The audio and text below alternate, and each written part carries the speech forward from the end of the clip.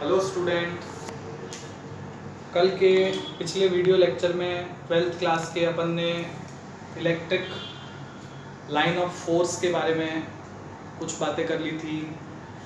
Electric line of force को समझ लिया था। बेहद थ्योरेटिकल एस्पेक्ट था, बहुत सारी थ्योरेटिकल चीज़ें थी। मैंने आपको ये भी बताया था कि 12th बोर्ड के अंदर उस थ्योरी वाली जगह से क्वेश्चन कहाँ से पूछे जाते हैं और कैसे हम फ्री ऑफ कॉस्ट में नंबर पा सकते हैं। जैसे इलेक्ट्रिक लाइन ऑफ फोर्स की प्रॉपर्टीज़ को समझाइए, explain the properties of electric line of force. Question पूछा जाता है, हर बात पूछा जाता है, तो आपको उस क्वेश्चन का ध्यान रखना है। इलेक्ट्रिक लाइन ऑफ फोर्स के अंदर हमने ये भी बताया था कि यूनिफॉर्म इलेक्ट्रिक फील्ड और नॉन यूनिफॉर्म इलेक्ट्रिक फील्ड को इलेक्ट्रिक लाइन ऑफ फोर्स में हम कैसे व्यक्त करेंगे। हमने एक आपसे सवाल किया था पिछले लेक्चर में कि अगर कहीं पर इलेक्ट्रिक फील्ड ऐसा है और उसमें हमारे पास 3 पॉइंट इस तरीके से हैं, point A, point B, point C, तो बताइए इलेक्ट्रिक फील्ड की जो स्ट्रेंथ है वो स्ट्रेंथ क्या होगी। जवाब है ये, जहां पर इलेक्ट्रिक फील्ड की लाइंस बेहद पास पास हैं वहां इलेक्ट्रिक फील्ड की स्ट्रेंथ बहुत ज्यादा है। एक और सवाल था जिसमें इस प्रकार की बातें की गई थी कि एक पॉइंट ए है, एक पॉइंट बी है, एक पॉइंट सी है। इन दोनों पॉइंट पर इलेक्ट्रिक फील्ड बराबर होगा क्योंकि लाइन के बीच में जो गैप्स हैं वो गैप्स एकदम बराबर हैं। यहाँ इलेक्ट्रिक फील्ड जो है वो वीक होगा, कम होगा, कमजोर होगा क्योंकि गैप ज़्यादा है।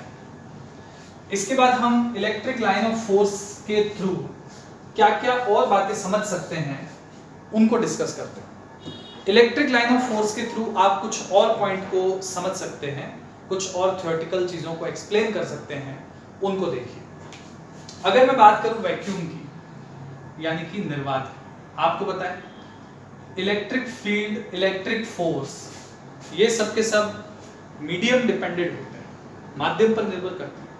और जब ये माध्यम पर निर्भर करते हैं तो कंडीशन कुछ ऐसी है कि जो वैक्यूम है उसको E0 से हम डिनोट करें, और अगर कोई पॉइंट चार्ज की वजह से है तो 1/4 पाई एप्सिलॉन नॉट Q/r², ये कंडीशन।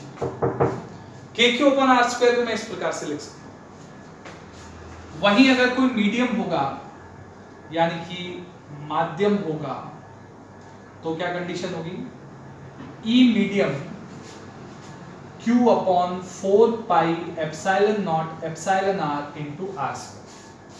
एप्सिलॉन r से आप अच्छी तरीके से परिचित हैं। हमने स्टार्टिंग के अंदर इसको बोला था कि relative permittivity of the medium, किसी भी मीडियम की रिलेटिव परमिटिविटी होती है। इसका मतलब ये हो गया कि जो मीडियम का इलेक्ट्रिक फील्ड है वो वैक्यूम के इलेक्ट्रिक फील्ड का 1/εr टाइम्स होता है। यानी साफ साफ तौर पे हम कह सकते हैं मीडियम में जाने पर, जैसे हमने कहा था फोर्स कम होता है, वैसे हम कह रहे हैं कि इलेक्ट्रिक फील्ड भी कम होता है। यानी इलेक्ट्रिक फील्ड का मीडियम पर इफेक्ट पड़ता है और इलेक्ट्रिक फील्ड कम हो जाता है। वैक्यूम में अगर इलेक्ट्रिक फील्ड चल रहा है किसी चार्ज की वजह से तो वो मीडियम में घुसते ही कमजोर हो जाएगा। सवाल है क्यों हो जाएगा कि 1/εr आ गया, ये तो हमने एक्सप्रेशन दिया, हम कॉन्सेप्चुअली इसको कैसे समझे कि कम क्यों हो जाएगा, उसका रीजन क्या है। तो उसके लिए आप एक क्वेश्चन लिखिए, पहले इसको नोट कर लीजिए और फिर एक सवाल लिखिए। सवाल कुछ इस तरीके से है, इसको नोट कर लिया होगा आपने, नहीं किया हो तो पॉज करके नोट करिएगा। सवाल कुछ इस तरीके से है कि why the electric field decreases in the medium, माध्यम में विद्युत क्षेत्र कम क्यों हो जाता है। इस सवाल को एक्सप्लेन करने के लिए हमारे पास और भी बहुत सारे पॉइंट्स हैं, और भी बहुत सारे, मतलब इस क्वेश्चन को समझाने के हमारे पास कई सारे पॉइंट्स हैं, लेकिन जो बेस्ट पॉइंट पड़ता है, जो सबसे ज़्यादा पूछा जाता है हमारे सिलेबस में, वो है पोलराइजेशन, ध्रुवण। तो क्वेश्चन के एंड में आप ये भी लिख सकते हो, explain on the basis of polarisation, ध्रुवण के आधार पर समझाइए। तो हम ध्रुवण के आधार पर कैसे समझाएंगे इसको, देखो ये कोई मीडियम है इस प्रकार का और इसमें खूब सारे मीडियम के पार्टिकल्स हैं। ये सब मीडियम के पार्टिकल्स हैं। जैसे पानी है तो H2O है। जितने भी मीडियम्स हैं उनसे आप परिचित हो कि कौन कौन से मीडियम होते हैं। हम वाटर का मीडियम लेते हैं तो ये H2O, ये मीडियम हो गया हमारा। और यहाँ है वैक्यूम, और वैक्यूम में हमें पता है इलेक्ट्रिक फील्ड जो है, एक हम यूनिफॉर्म इलेक्ट्रिक फील्ड ले लेते हैं, इस प्रकार का एक इलेक्ट्रिक फील्ड ले लेते हैं, ये हो गया E0। अब जब ये वैक्यूम से मीडियम में एंटर करेगा तो क्या होगा, देखिए वैक्यूम से मीडियम में एंटर करते ही ये इस प्रकार से मीडियम को पोलराइज करता चलेगा। जब ये आगे बढ़ेगा तो प्लस जो मीडियम है, जैसे H2O है तो आपने को पता है H प्लस OH माइनस, पोल बन जाते हैं। प्लस वाला इसके साथ चलने लगेगा, माइनस वाला इसके पीछे चलने लगेगा।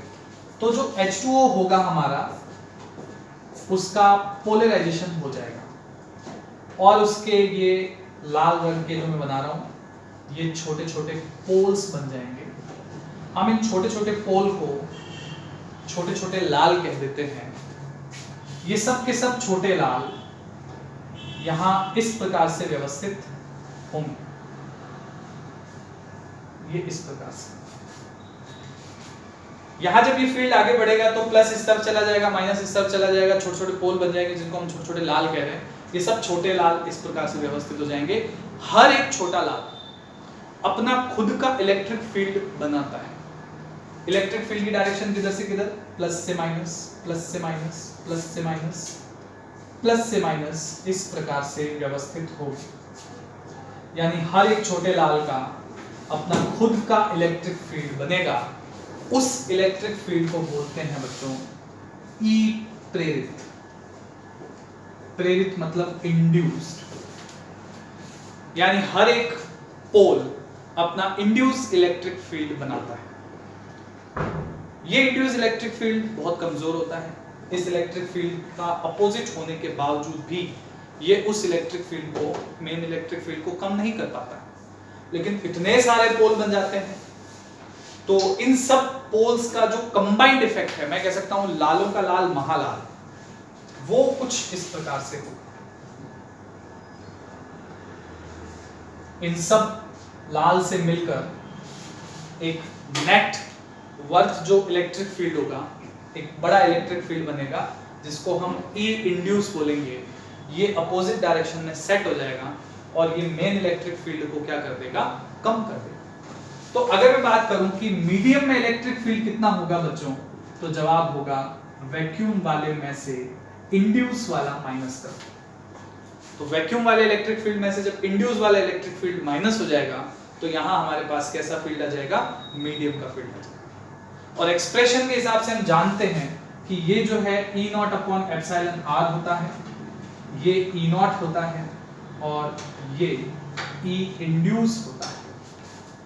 सवाल में हमसे पूछा जाता है कि बताओ E इंड्यूस कितना होता है, तो हम E इंड्यूस को, E प्रेरित को इस तरफ ले आते हैं और E0 minus E0 upon epsilon r, E0 common ले लेंगे, 1 minus 1 upon epsilon r E induce, ये तो इंड्यूस इलेक्ट्रिक फील्ड अपना जो मेन इलेक्ट्रिक फील्ड है उससे इस प्रकार से परिवर्तित हो जाएगा। नोट कर डालिए, मैं आपको चंद लाइनें लिखवा दूंगा इससे, और ये बहुत ही अच्छा क्वेश्चन हमारा तैयार हो जाएगा। नोट कर लिया होगा आपने, पॉज करके नोट कर लीजिए। और अगला इसका थोड़ा एक्सप्लेनेशन लिख लीजिए जो हमें थ्योरी लिखने के काम आएगा। उसमें लिखिए व्हेन, जब इलेक्ट्रिक लाइन ऑफ फोर्स, विद्युत बल रेखाएं enters in the electric field, enters in the medium, जब विद्युत बल रेखाएं माध्यम में प्रवेश करती हैं, enters into a medium, then तो द मीडियम पार्टिकल्स, माध्यम के कण, the medium particles get polarised, माध्यम के कण ध्रुवित हो जाते हैं, get polarized, and there are dipoles obtained, और वहां द्विध्रुव प्राप्त होते हैं। It is induce in the opposite direction, यह विपरीत दिशा में प्रेरित होता है। सो द नेट, अतः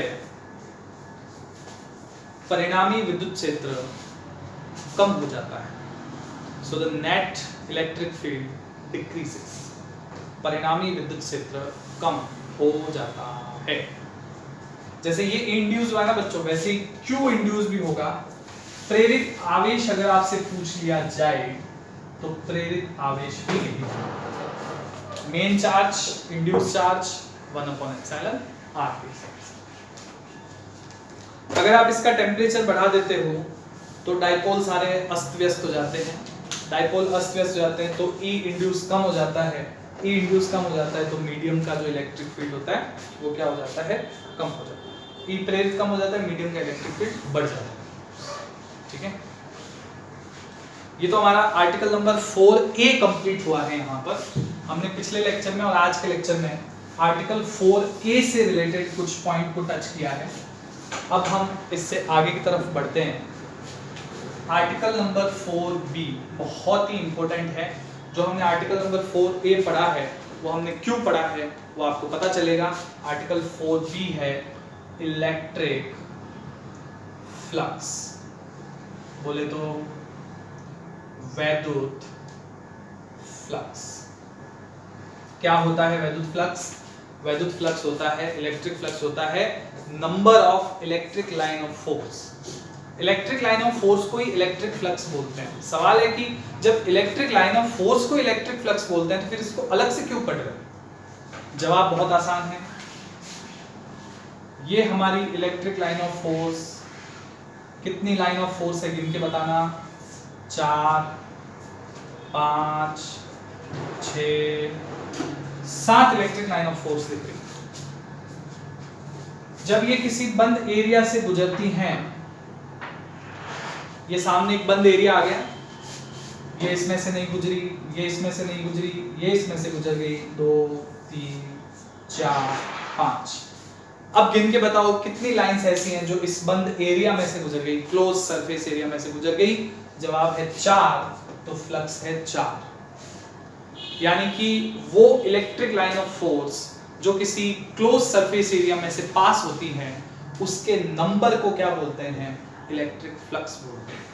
तो लिख डालिए इसको, electric flux it is number of electric line of force. यह किसी बंद सतही क्षेत्रफल से, number of electric line of force passes from the close surface area।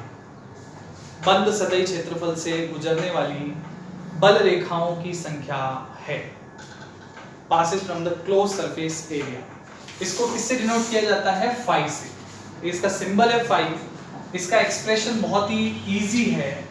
इसका एक्सप्रेशन है electric field into surface area. ये वाला साइन क्लोज के लिए लगाया गया है, इसको बोलते हैं क्लोज सरफेस एरिया इंटीग्रेशन।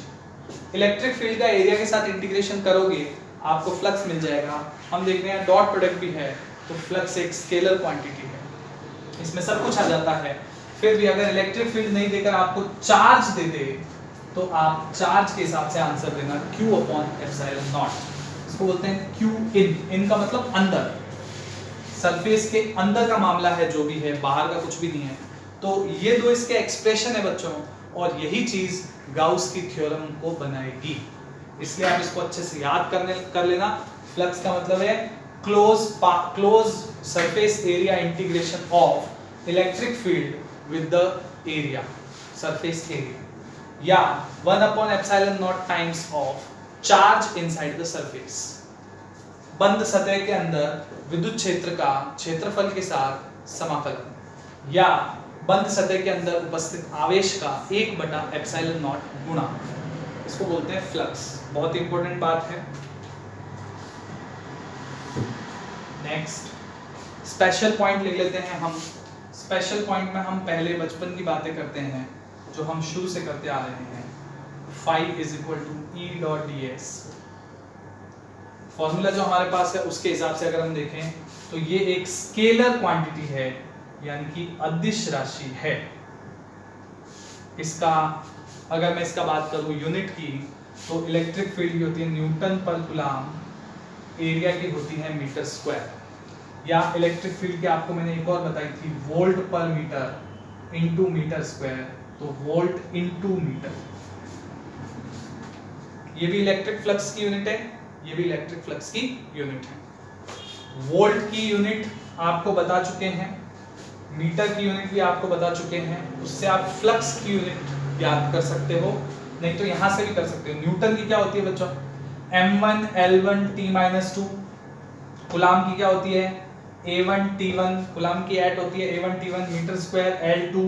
अब देखो कितना हुआ, m1 l3 t-3 a-1। ये फ्लक्स का डायमेंशनल फॉर्मूला हो जाता है।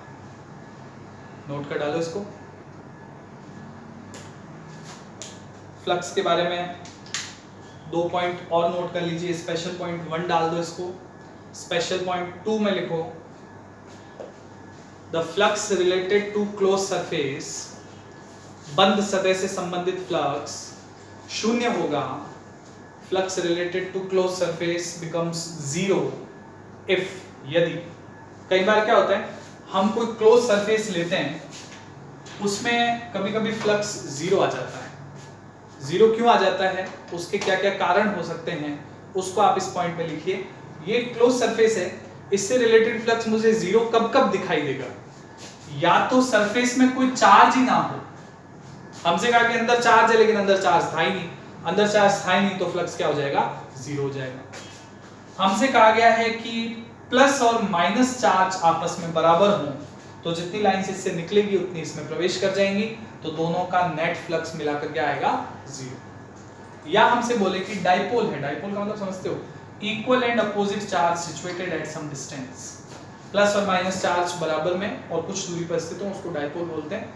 तब भी फ्लक्स क्या होगा, जीरो होगा। तो फ्लक्स कब कब जीरो होगा, यदि सरफेस में आवेश नहीं है, चार्ज नहीं है, सरफेस में इक्वल अमाउंट में पॉजिटिव और नेगेटिव चार्ज है, या सरफेस में कोई डाइपोल है, तो फ्लक्स क्या होगा, शून्य होगा। ये पॉइंट भी आप नोट कर लीजिए। इसके बाद तीसरा जो पॉइंट है उसको भी नोट करिए। तीसरा पॉइंट है कि जो सरफेस है, इसका जो फ्लक्स है, इस बार सरफेस का फ्लक्स है, वो फ्लक्स किन किन बातों पर डिपेंड नहीं करता है। तो अगला पॉइंट स्पेशल करके लिखिए, flux related to any close surface does not depends on, किसी बंद सतह से संबंधित फ्लक्स निर्भर नहीं करता है। निर्भर नहीं करता है, नंबर 1 किस किस पर निर्भर नहीं करता है, नंबर 1 में लिखिए चार्ज आउटसाइड द सरफेस, सतह के बाहर स्थित आवेश पर। ये चार्ज है, सरफेस के बाहर है, इस पर डिपेंड नहीं करता। अगर ये सरफेस के अंदर होता तो डिपेंड करता। दूसरा, position of charge inside the surface, सतह के अंदर आवेश की स्थिति पर। ये चार्ज अगर यहां पर है पूरी सरफेस के अंदर, यहां तो भी Q upon epsilon not answer होगा, यहां है तो भी Q upon epsilon not answer. Depend नहीं करता कि सरफेस के अंदर कहां पर। और लास्ट लिखिए साइज ऑफ क्लोज सरफेस, बंद सतह के आकार पर।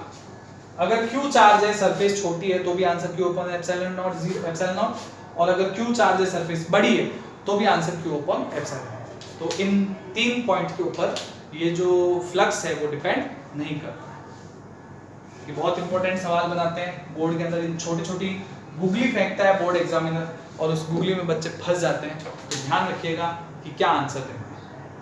उसके बाद हम आते हैं मुद्दे पर। मुद्दा ये है कि पीछे बुक में बहुत सारे क्वेश्चंस हैं, उन क्वेश्चंस के आंसर हमें आने चाहिए। थ्योरेटिकल आंसर मैंने आपको बता दिए क्या क्या थ्योरेटिकल चीज़ें आ सकती है। अब मैं थोड़ा न्यूमेरिकल आंसर भी आपको बताता हूँ।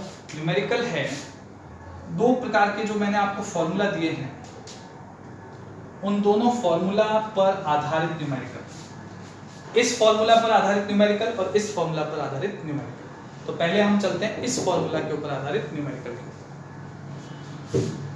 Number 1, questions based on Q in upon epsilon not. Q in upon epsilon not पर आधारित प्रश्न। पहला प्रश्न लिखिए, question number 1, find out number of electric line of force, find out number of electric line of force if, यदि 1 coulomb आवेश, if 1 coulomb charge, यदि 1 coulomb आवेश किसी बंद सतह में उपस्थित हो, 1 कूलाम आवेश किसी बंद सतह में उपस्थित हो, 1 coulomb charge situated in a surface, बंद सतह में उपस्थित हो, तो उससे संबंधित बल रेखाओं की संख्या ज्ञात करें, उससे संबंधित बल रेखाओं की संख्या ज्ञात करें। इसमें वो दे रहा आपको बल रेखाओं की संख्या है, लेकिन पूछ रहा आपसे फ्लक्स ही है। उसके कहने का मतलब है एक क्लोज सरफेस है, उसमें Q बराबर 1 कूलाम, तो बताओ इससे लाइंस कितनी बाहर निकलेगी। बहुत आसान है, लाइंस को बाहर निकालना मतलब फ्लक्स पता करना, Q in upon epsilon not 1 upon epsilon, 1 coulomb है तो 1 अपॉन एप्सिलॉन। अब बच्चे फंस जाते हैं, एप्सिलॉन नॉट की जगह पर एप्सिलॉन नॉट का मान कितना बताया मैंने, 8.85 × 10 टू द पावर -12, वो यहाँ रखेंगे, कैलकुलेशन में फंस जाएंगे। मैं एक इजी तरीके बता देता हूँ, ऊपर और नीचे 4 पाई की मल्टीप्लाई कर लो। ऊपर नीचे 4 पाई की मल्टीप्लाई करने से क्या होगा, 1 upon 4 pi epsilon not k होता है, साथ में 4 पाई हो जाएगा। और k का मान आपको पता है बच्चों, 9 × 10 की घात 9, 4 पाई की जगह 4 पाई, तो आंसर हो जाएगा 36 पाई × 10 की घात 9 वोल्ट × मीटर। ये हमारे सवाल का जवाब। ठीक है, तो ये एक सवाल है।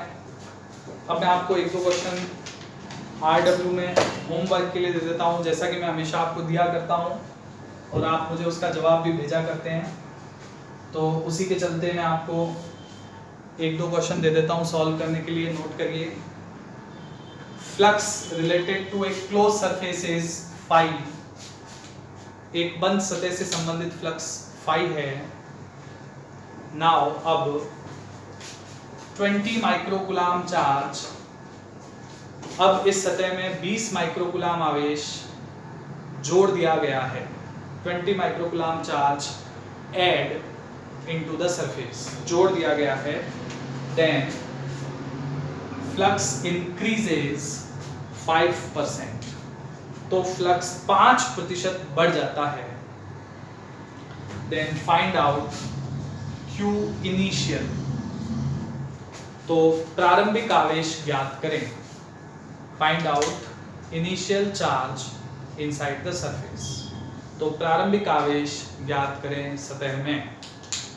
समझ गए प्रश्न? परसेंटेज चेंज का है, 2 इक्वेशन बनानी है, पहले Q लेकर फाई बनाना है, फिर Q में 20 जोड़कर फाई में 5% ऐड करना है और दोनों इक्वेशन को सॉल्व करना है।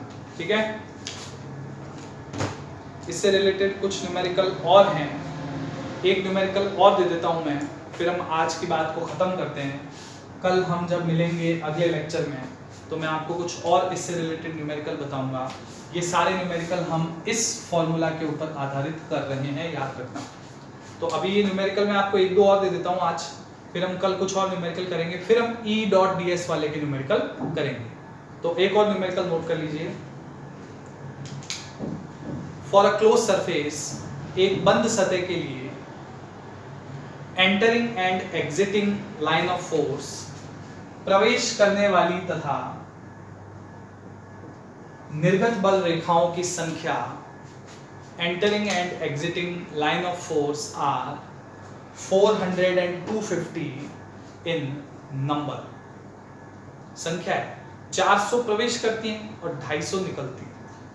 Find out the charge situated inside the surface, सतह में उपस्थित आवेश ज्ञात करें, charge situated inside the surface, सतह में स्थित आवेश ज्ञात करें। ठीक है, तो ये 2 सवाल हैं जो आपको सॉल्व करके लाने हैं। आज की बात हम यहाँ खत्म करते हैं, लेकिन इस फॉर्मूला पर आधारित प्रश्न खत्म नहीं हुए हैं। मैं और वैरायटी आपको कराऊंगा जो आपकी बुक के अंदर मौजूद है, उसके लिए हम अगली क्लास में मिलेंगे।